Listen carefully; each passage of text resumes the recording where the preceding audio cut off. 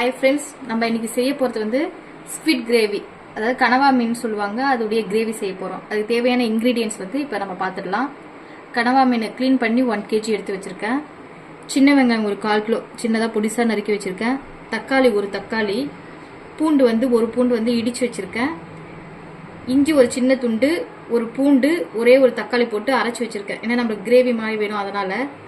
அதுக்கு பிறகு வந்து கருவேப்பிலை, கொஞ்சம் தாளிக்கிறதுக்கு சோம்பு எடுத்து வச்சுருக்கேன். லாஸ்ட்டாக வந்து மிளகும் ஜீரகமும் கொஞ்சம் வறுத்து வச்சுருக்கேன். இது லாஸ்ட்டாக அரைச்சி நம்ம கிரேவியில் போட போகிறோம். இப்போ நம்ம செய்ய ஸ்டார்ட் பண்ணிடலாம். இதுக்கு வந்து கடலெண்ணெய் வந்து ஒரு 50 கிராம் நம்ம ஊற்றிக்கலாம்.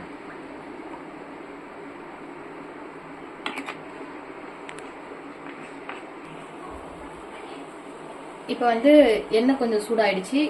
சூடானதும் சோம்பு போட்டுக்கலாம். சோம்பு போட்டு அது கொஞ்சம் பொரிஞ்சிடுச்சு.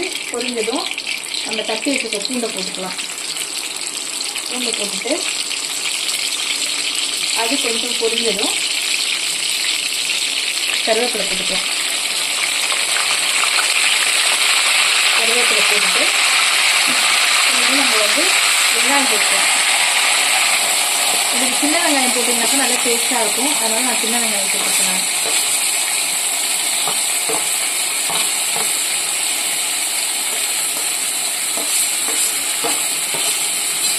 இது வெங்காயம் கொஞ்சம் நல்லா வதங்கட்டும். ஒரு 5 மினிட்ஸ் நல்லா வதங்கட்டும். இப்போ வெங்காயம் வந்து கொஞ்சம் கோல்டன் ப்ரௌன் கலரில் வந்துடுச்சு. இந்த ஸ்டேஜில் வந்து நம்ம தக்காளி போட்டுடலாம். கட் பண்ணி வச்சுருக்க தக்காளி, இஞ்சி பூண்டு ஒரு தக்காளி அரைச்சி வச்சுருக்கோம் பாருங்க, அதையும் சேர்த்து போட்டுக்கலாம். போட்டுட்டு ஒரு 2 மினிட்ஸ் வதக்கலாம். மறுபடியும்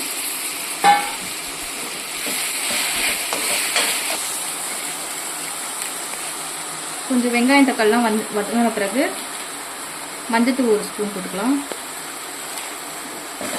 போட்டு மிக்ஸ் பண்ணி விட்டுட்டு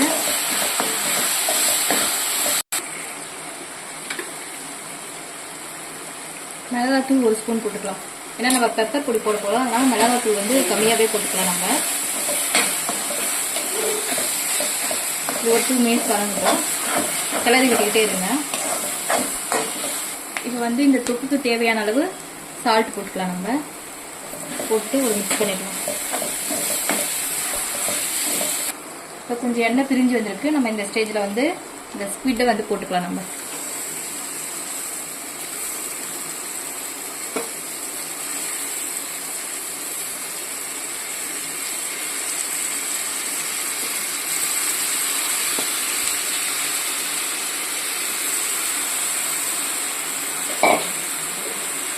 போட்டுட்டு மிக்ஸ் பண்ணிக்கலாம்.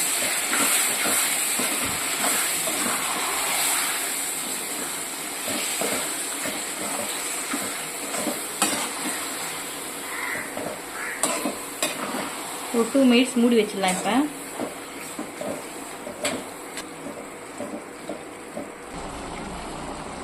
இப்போ ஒரு 2 மினிட்ஸ் மூடி வச்சிருந்தோம். இப்போ அந்த ஸ்குவிட்ல இருந்தே எவ்வளோ தண்ணி வந்துருக்கு பாருங்க. நம்ம அதனால வந்து தண்ணி எதுவும் ஊற்ற வேணாம். இதுவே கொஞ்சம் கொதிக்க வைக்கலாம். நல்லா கொஞ்சம் தொக்கு கன்சிஸ்டன்சி வரணும் நம்மளுக்கு. அதனால கொஞ்சம் நேரம் அப்படியே வெயிட் பண்ணலாம். ஒரு 10 மினிட்ஸ் இருக்கு.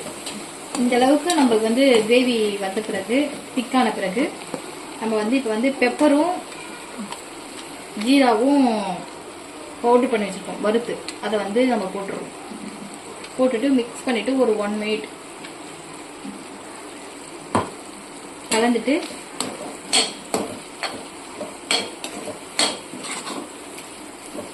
ஆஃப் பண்ணிட வேண்டியதான். நம்ம பாருங்க, இந்த ஸ்டேஜ் வந்த பிறகு, திக்கான பிறகு நம்ம கேஸ் ஆஃப் பண்ணிட வேண்டியதான். இது வந்து சப்பாத்திக்கு, தோசைக்கு, ரசம் சாதத்துக்கு சைடிஷ் தொட்டு சாப்பிடலாம்.